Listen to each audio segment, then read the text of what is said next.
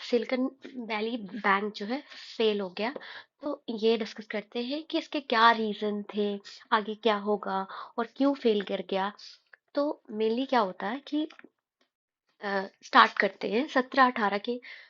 ये बैंक पहले जो है काफी मतलब मेनली इस बैंक का ऑब्जेक्टिव है जो स्टार्टअप कंपनीज होती हैं। नॉर्मल बैंक की तरह फंक्शन नहीं करता, ये स्टार्टअप कंपनीज को जो है ये फंड करता है, स्टार्टअप कंपनीज को फंड करता है। तो स्टार्टअप कंपनीज इसमें अपना डिपॉजिट रखती हैं उन्हीं को, और फंड जब उन्हें ज़रूरत होती है तो इससे पैसे जो है लोन के लेती हैं। तो लाइक 19-20 के करंट स्टार्टअप जब बूम था तो उनके पास अ, बहुत पैसे थे। तो ज़्यादा जब पैसे थे उनके पास तो उन्होंने सिलिकॉन वैली बैंक में जो है इसको डिपॉजिट करना किया बैंक में। तो उस टाइम में अप्रॉक्स 2020 और 21 के करीब सिलिकॉन वैली बैंक के पास 1989 बिलियन डॉलर हो गए, डिपॉजिट हो गए। बट इसके रेशियो में इन्होंने लोन नहीं बांटे। लोन जो है इन्होंने सिर्फ 70, आई थिंक 66, सॉरी 66 बिलियन का 66 बिलियन 66 बिलियन के डॉलर के लोन बांटे। अब नॉर्मल बैंक कैसे फंक्शन करता है, डिपॉजिट होता है वो कम इंटरेस्ट पे देता है और लोन जो होता है ज्यादा इंटरेस्ट पे देता है।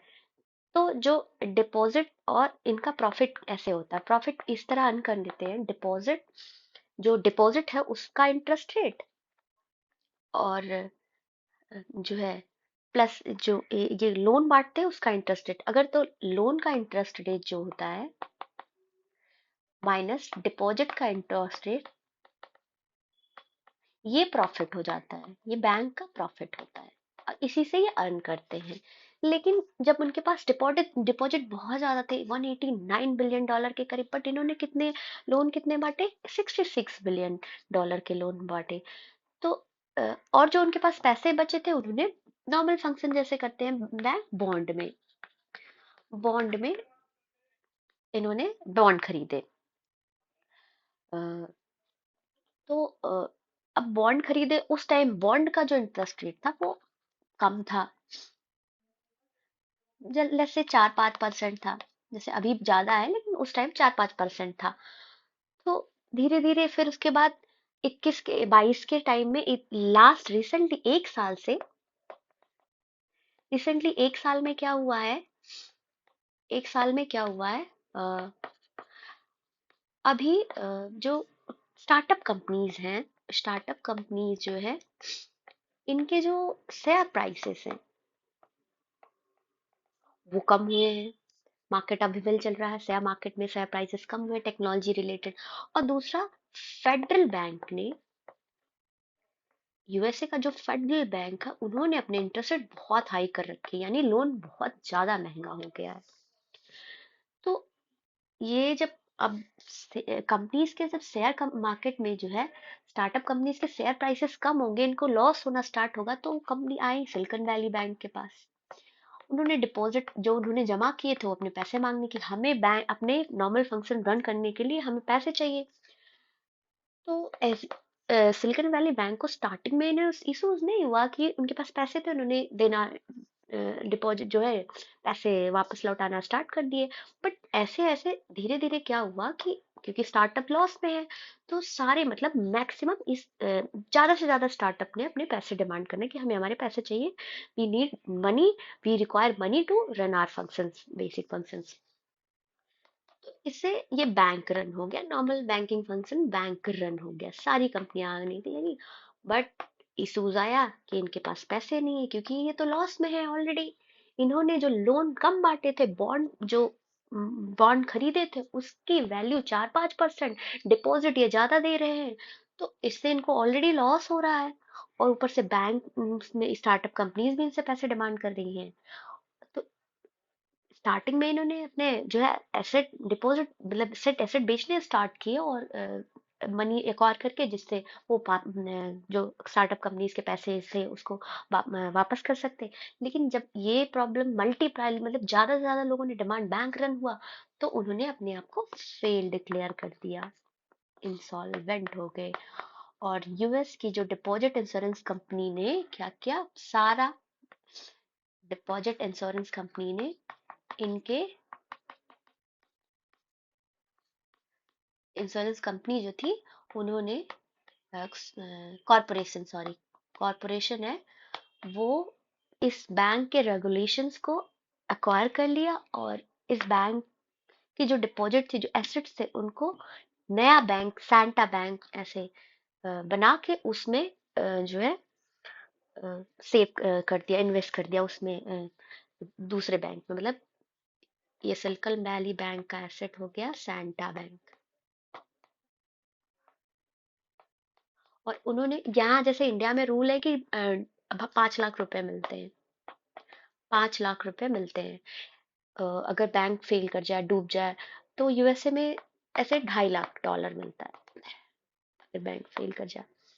और अभी सारे स्टार्टअप कंपनीज के जो फंड है, तो वो सारे फंड को लॉक कर दिया गया, बट उन अभी प्रोसेस में है कि मंडे से धीरे धीरे लॉक करेंगे, पैसे वापस करेंगे। तो जरूरत क्या है, अभी टाइम की डिमांड क्या है कि उन्हें, स्टार्टअप कंपनीज को, उनके पैसे मिलने चाहिए, जिससे उनके फंक्शंस जो है वो आगे अपने बिजनेस को एक्सटेंड कर सकते हैं, अपने फंक्शन को रन कर सके।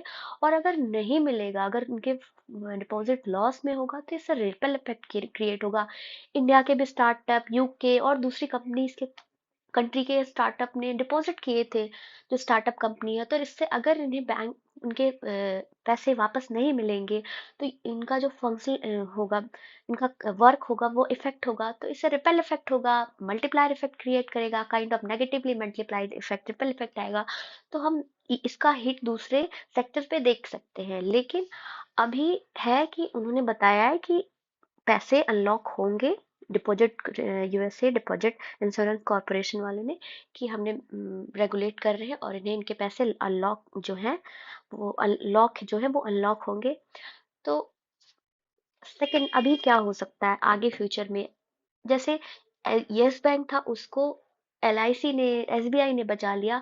तो अगर सिलिकॉन वैली बैंक को कोई बड़ा जो इन्वेस्टर्स है, कोई बड़ा बैंक अगर उसको एक्वायर कर ले, तो इशू खत्म हो जाए। जैसे न्यूज में भी आ रहा है कि बड़े जो वहाँ पे बिलियनियर लोग हैं, इलॉन मस्क वगैरह, वो इंटरेस्टेड हैं बैंक को एक्वायर करने में। तो फिर वेल एंड गुड, तो कोई प्रॉब्लम नहीं होगी। बट अगर ये ऐसे ही नेगेटिवली होगा, उनके पैसे नहीं मिलेंगे, डूब जाएंगे, तो इसका ग्लोबल इफेक्ट देखा जा सकता है। ग्लोबल हीट आगे सारी कंट्री फील करेंगी। इंडिया में भी मिनिस्टर्स ने मीटिंग स्टार्ट कर दी है, उसको मैक्रो साइट पे रखा है। और आगे होप फॉर द बेस्ट की नॉर्मल है। इस लाइक सेकंड पॉइंट हो गया कि अगर, क्या दूसरे बैंक जो है इश्यूज, ये बैंक, इस बैंक का फंक्शन से दूसरे बैंक को भी इशू आए, क्या दूसरे बड़े बैंक भी फेल हो सकते हैं। इसका जो बैंक था वो स्टार्टअप को ही फंड देता था, दूसरी कंपनीज को इसका लिमिटेड रोल था। मतलब इसका, जैसे स्टार्टअप कंपनीज को इनके नॉर्मल कस्टमर नहीं थे, बट दूसरे बैंक का जो है, लाइक वो बहुत लोगों को, उनका डाइवर्सिफाइड होता है, उनके कस्टमर डाइवर्सिफाइड होते हैं, जोग्राफिक भी डाइवर्सिफाइड होता है। एक particular section of the field को, सोसाइटी को, सेक्टर्स को नहीं देते हैं। इनका सिलिकॉन वैली बैंक का जो कस्टमर्स थे, वो बहुत ही लिमिटेड एक सेक्टर में थे। तो उससे जब एक ही सेक्टर को इफेक्ट हुआ, तो बैंक जो है फेल कर गया। तो दूसरे बैंक्स फेल करें, ये चांसेस कम है। लेकिन अगर इस ये प्रॉब्लम इंटेंसिफाई करती है, तो डैम श्योर की इफेक्ट तो देखा ही जा सकता है। But hope for the best.